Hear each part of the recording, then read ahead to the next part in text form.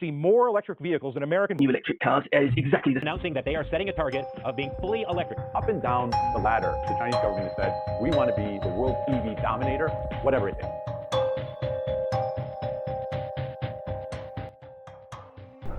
पिछले कुछ सालों में इलेक्ट्रिक व्हीकल्स का क्रेज़ काफ़ी ज़्यादा बढ़ा है, चाहे वो इलेक्ट्रिक कार्स हो, ई रिक्शाज हो या इलेक्ट्रिक स्कूटर्स हो। जहाँ एक तरफ टेस्ला जैसी इलेक्ट्रिक कार कंपनीज तेज़ी से ग्रो कर रही हैं, वहीं दूसरी तरफ कन्वेंशनल कंपनीज भी अपने कार्स के इलेक्ट्रिक मॉडल्स मार्केट में उतार रही हैं। ऑडी ने 2033 तक पूरी तरीके से इलेक्ट्रिक होने का वादा किया है, वहीं जैगुआर ने कहा है कि वो 2025 तक पूरी तरीके से इलेक्ट्रिक हो जाएगी।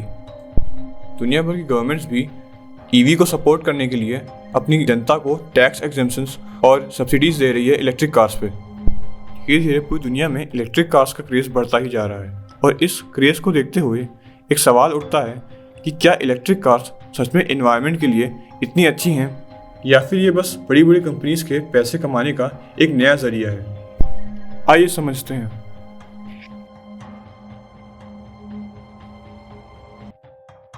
लेकिन आखिर इलेक्ट्रिक कार्स की ज़रूरत क्यों पड़ी? क्योंकि कार्स को चलाने के लिए चाहिए फ्यूल, और कन्वेंशनल कार्स के केस में ये फ्यूल आता है फॉसिल फ्यूल्स को जलाकर, जिससे रिलीज़ होने वाली gases ozone layer depletion, global warming और क्लाइमेट चेंज जैसी भयानक कंडीशंस को अंजाम देती हैं।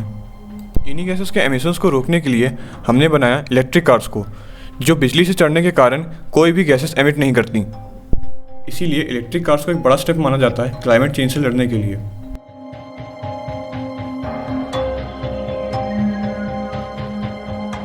पर क्या इलेक्ट्रिक कार्स क्लाइमेट के लिए सच में इतनी बेनिफिशियल हैं? अब अगर आपको लगता है कि इलेक्ट्रिक कार्स ज़ीरो एमिशन होती हैं, तो मैं आपको बता दूं कि ज़ीरो एमिशन कार जैसी कोई भी चीज़ एग्जिस्ट नहीं करती है, क्योंकि किसी भी कार से होने वाले पॉल्यूशन का एक मेजर हिस्सा उसकी मैन्युफैक्चरिंग के दौरान होता है। और यही बात इलेक्ट्रिक कार्स के लिए भी ट्रू है। एक स्टडी में ये पाया गया कि एक इलेक्ट्रिक कार को बनाने में लगभग 1.5 गुना ज़्यादा कार्बन डाइऑक्साइड रिलीज़ होता है एक फ्यूल कार के मुकाबले। हालांकि कार के यूसेज के दौरान होने वाले एमिशंस को कंसीडर करें तो एक इलेक्ट्रिक कार पर किलोमीटर कम कार्बन एमिशंस करती है compare to a fuel car. लेकिन ध्यान देने वाली बात यह भी है कि ये एमिशंस ज़ीरो नहीं है जैसा नॉर्मली एडवर्टाइज किया जाता है। और इलेक्ट्रिक व्हीकल्स की बैटरीज़ के प्रोडक्शन में भी इन्वायरमेंट को काफ़ी डैमेज पहुंचता है। एक इलेक्ट्रिक व्हीकल की मैन्युफैक्चरिंग में लिथियम, निकल और कोबाल्ट जैसे रेयर एलिमेंट्स रिक्वायर्ड होते हैं, जिनकी माइनिंग की वजह से इन्वायरमेंट को खासा नुकसान पहुंचता है। लिथियम, जिससे लिथियम आयन बैटरीज बनती हैं, उसके एक्सट्रैक्शन में अच्छा खासा पानी रिक्वायर्ड होता है। लगभग 1 टन लिथियम के एक्सट्रैक्शन में 2 मिलियन टन्स पानी की रिक्वायरमेंट होती है। यहाँ तक कि चिली, अर्जेंटीना और बोलिविया के रीजन्स में जहाँ लिथियम एक्सट्रैक्शन किया जाता है, वहाँ पे पानी की कमी देखी गई है। एक अच्छी चीज़ ये है कि lithium extraction mostly deserted areas में होता है जहाँ इंसान नहीं रहते, फॉर एग्जांपल एटाकामा डेजर्ट।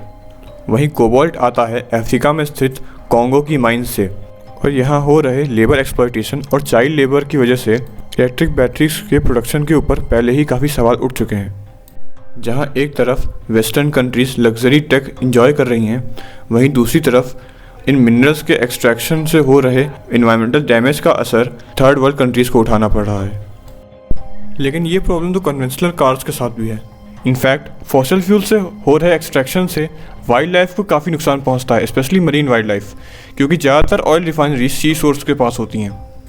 अब इलेक्ट्रिक कार के साथ और भी कई प्रॉब्लम्स हैं, जैसे कि अब आपको अपने फ़ोन और लैपटॉप के साथ साथ अपनी कार को भी चार्ज करने की टेंशन रहेगी, और इंडिया में अभी इतने चार्जिंग पोर्ट्स अवेलेबल नहीं हैं कि आप लॉन्ग डिस्टेंस के लिए इलेक्ट्रिक कार्स का उपयोग कर सकें।